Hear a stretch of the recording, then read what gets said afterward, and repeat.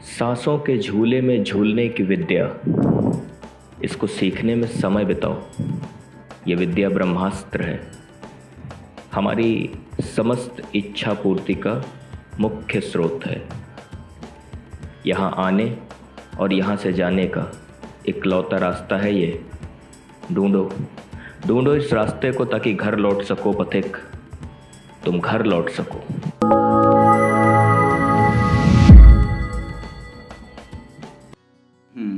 एक बॉलीवुड के एक्टर हैं दिव्येंदु शर्मा। अच्छा। ये नए एक्टर हैं, आप जानते नहीं होंगे।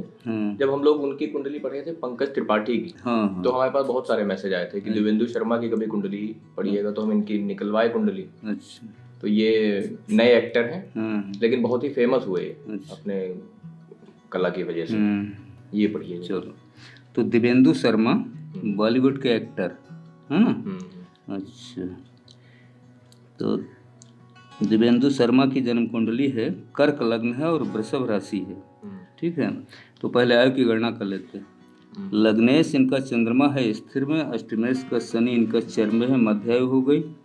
लग्न चर में है, चंद्रमा स्थिर में है, ये भी मध्यायु हो गई। शनि चर में है, चंद्रमा स्थिर में है, ये भी मध्यायु हो गई। तीनों तरह से मध्यायु का कालखंड है। तो दिव्येंदु शर्मा की जन्म कुंडली मध्यायु के कालखंड में है। अब इसमें राजयोग देखे जाए। लग्नेश चंद्रमा लाभ भाव में उच्च का बैठा है, लेकिन ये कोई राजयोग नहीं बनाएगा यहाँ पे। पंचमेश मंगल इनका यहाँ पर नीचा अभिलाषी बैठा है लाभ भाव में। कर्क इसकी नीच राशि है, उससे 2 राशि पीछे है, लेकिन ये पंचम घर को देख रहा है अपने, इसलिए पंचम घर तो ये मजबूत है इनका। भाग्येश इनका गुरु आ गया पंचम घर में, और भाग्येश की 5वीं दृष्टि 1 2 3 4 5 5वीं दृष्टि भाग्य भाव पे है, इसलिए भाग्य भाव भी मजबूत है।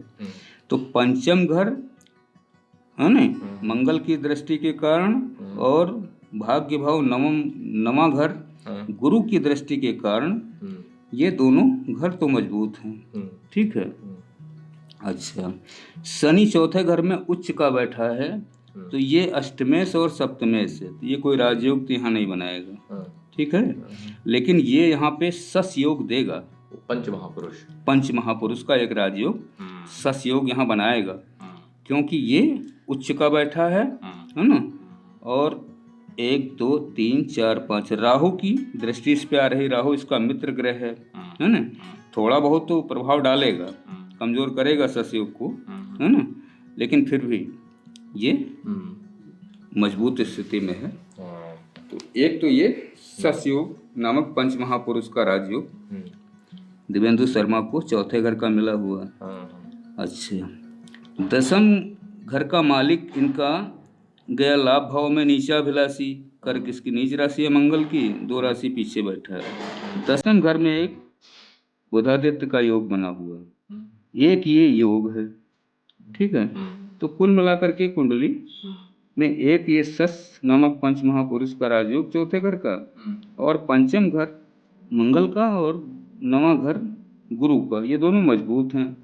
और बुधादित्य का योग यहाँ पे बना हुआ है दसम घर में। तो कुल मिलाकर के कुंडली अच्छी है, ये अच्छी है। मतलब पंच महापुरुष का एक योग है, तो बाकी के। अच्छा, एक चीज होता है, पंच महापुरुष और केंद्र त्रिकोण, इन दोनों में अगर आपस में देखा जाए तो दोनों में से बड़ा योग कौन सा माना जाता है?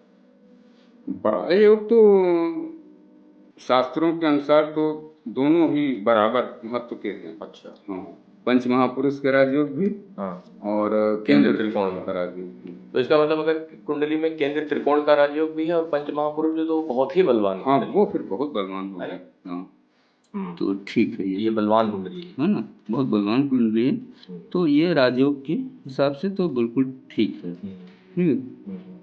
तो ये जो है, ये आपको इनके बारे में तो पता नहीं। अच्छा, इनका दशमेश मंगल स्थिर राशि में बैठा है वृषभ में, तो इनका करियर लंबा है, करियर चलता रहेगा, वहाँ पे कोई समस्या नहीं है करियर में। आपको इनके बारे में ये नहीं पता होगा, ये ट्रेंड एक्टर है, फिल्म और टेलीविजन इंस्टीट्यूट से पढ़ के आए। हाँ, ठीक। अच्छा, गुरु को भी चेक करो, तो गुरु की 5वीं दृष्टि अपने घर पे आई, मीन राशि पे भाग्य भाव में। 7वीं दृष्टि गई यहाँ पे लाभ भाव पे, वृषभ के घर पे, है ना। गुरु की उच्चाभिलाषी दृष्टि है, ये कर्क इसकी उच्च राशि गुरु की, और 2 राशि पीछे वृषभ की दृष्टि जा रही है। 9वीं दृष्टि इनकी लग्न पे ही आ रही है, गुरु की उच्च की दृष्टि। ठीक है, तो एक तो गुरु की दृष्टि हो गई। शनि की दृष्टि अगर चेक करो तो 1 2 3, तीसरी दृष्टि छठे घर पे आई, 7वीं आई दशम घर पे नीच की, और 10वीं दृष्टि लग्न पे आ गई। तो लग्न पे अगर दृष्टि संबंध देखो तो गुरु और शनि 2 का दृष्टि संबंध लग्न पे बनता है। तो एक तरह का लग्न को प्रवज्या तो हम इसको नहीं कह सकते, क्योंकि दृष्टि संबंधों में प्रवज्या उतना बढ़िया रोल नहीं अदा करती है, लेकिन फिर भी ये ठीक है हमारे हिसाब से। अच्छा, धन भाव का मालिक दशम घर में उच्च का बैठा है सूर्य, है ना, तो ये एक अच्छी स्थिति है सफलता की, मान सम्मान की, प्रतिष्ठा की, है ना। इनकी जीवन में कुछ फिल्में इनको ऐसी मिलेंगी जो बहुत अच्छी सफल होंगी। दसम घर ये बताता है। ये एक इनकी वेब सीरीज आई थी मिर्जापुर, हाँ, बहुत ही सफल वेब सीरीज, हाँ, उसी से ये चमके हैं। हाँ, और ये जब गुरु की महादशा शुरू हुई है 2020, इसी के आसपास ये चमके हैं एकदम से।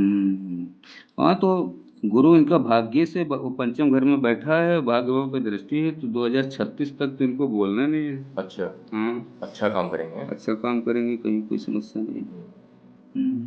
अच्छा, देखिए जब कुंडली भी अच्छी हो और महादशा भी आ जाए, हाँ, तभी वो सारा सफल और वो हर चीज हाँ, का सफलता बस का इनको लाभ थोड़ी होता सी समस्या जीवन में अपने शरीर के साथ आ सकती है, है। और वो क्या आएगी,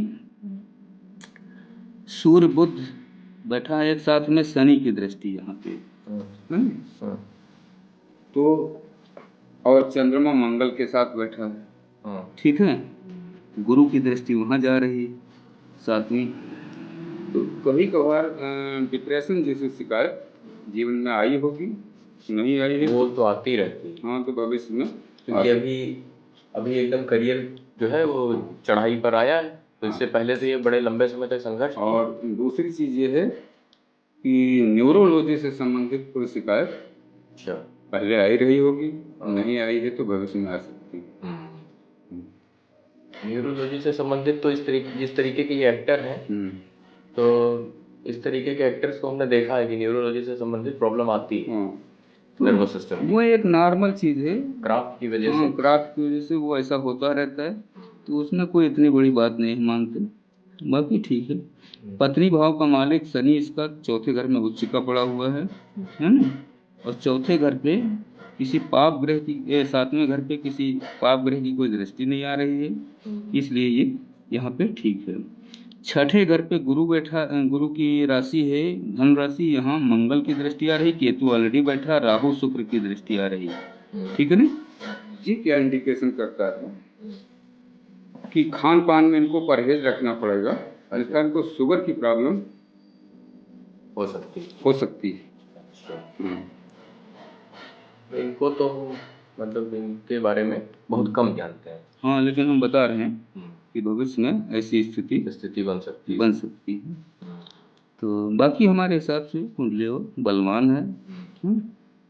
कुछ फिल्में इनकी जीवन में इनको बहुत ज़्यादा सफलता देंगी। अच्छा, कौन कौन से इसमें ग्रह की अंतरदशा आएगी? तो ये सूर्य बुध की, अच्छा, खासकर सूर्य की जब अंतरदशा मिलेगी या महादशा मिलेगी, और बुध की मिलेगी, तो इनकी फिल्मों में बहुत अच्छी सफलता मिलेगी। अच्छा, कुछ फिल्में तो सुपर हिट होंगी, लेकिन अभी फ्यूचर की भविष्य की बात है।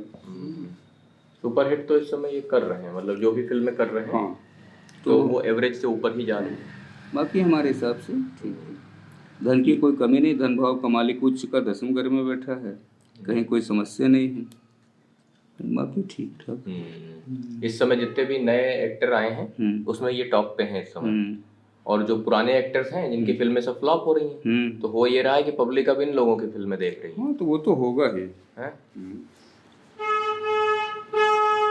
बाकी हमारे सब पब्लिक जो है, और इसमें कुछ खास चीज आपको नहीं कोई और। अच्छा, ये चंद्र मंगल का जो एक योग है, चंद्र मंगल का योग एक अच्छा भी माना जाता है, बुरा भी माना जाता है। चंद्र मंगल का योग धन के लिए अच्छा माना जाता है, लेकिन चंद्र मंगल में उग्रता देता है, क्योंकि लग्नेश ही चंद्रमा है इनका उच्च का है अच्छा। है नहीं। हाँ। और मंगल वहाँ नीचाभिलाषी बैठा, क्या करेगा क्या? कि कोई चीज है नहीं। देखो दो स्थितियां हैं इनके साथ। एक तो कभी किसी छोटी सी बात पे है नहीं बहुत ज्यादा क्रोधित हो जाना, है नहीं, क्रोध में आ जाना, एक तो ये समस्या। दूसरी चीज ये है कि जब चंद्रमा उच्च का हो है नहीं, तो आदमी तो वैसे ही स्वभाव से थोड़ा गर्वीला होता है। और फिर अगर मंगल कहीं उसके साथ सट जाए तो अहंकार की प्रवृत्ति निश्चित रूप से बढ़ती है ना। तो वो चीज तो अहंकार तो इस क्षेत्र में जो है हाँ, वो लेकिन वो भी कहने की तरह समझा जाता है। लेकिन वो भी गुरु की दृष्टि में है, तो इतना नहीं है। कभी कभार की ये सारी घटनाएं हैं। बाकी करियर लंबा है, करियर चलता रहेगा। अच्छा। हाँ, करियर में हमें कोई डाउट नहीं, वो बढ़िया। बाकी ये कुंडली अच्छी कुंडली है हाँ, नहीं? बाकी कुंडली अच्छी। चलिए ठीक है फिर।